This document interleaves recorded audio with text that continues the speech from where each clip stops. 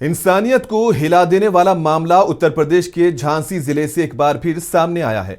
Video में ambulance driver को एक लावारिस लाश को अपनी पीठ पर शमशान घाट ले जाते हुए देखा जा सकता है। लाश को सर नीचे पैर ऊपर कर तकरीबन 50 मीटर तक उठाकर शमशान लाया गया। एम्बुलेंस ड्राइवर का कहना है कि ये लाश लावारिस थी और कोई इसकी आखिरी रसूमात के लिए आगे नहीं आया।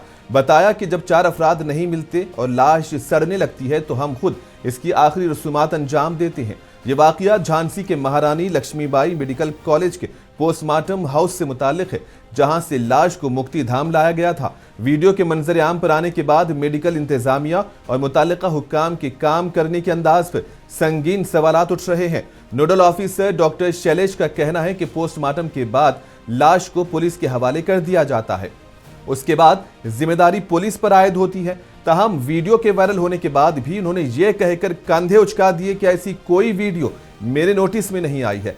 सवाल अब ये उठ रहे हैं कि क्या मेडिकल कॉलेज इंतजामिया और नोडल अफसर सिर्फ वीडियो के वायरल होने का इंतजार करते रहते हैं या फिर वो मुतहर्रिक होकर ऐसे मामलात को रोकने की कोई कोशिश करते हैं।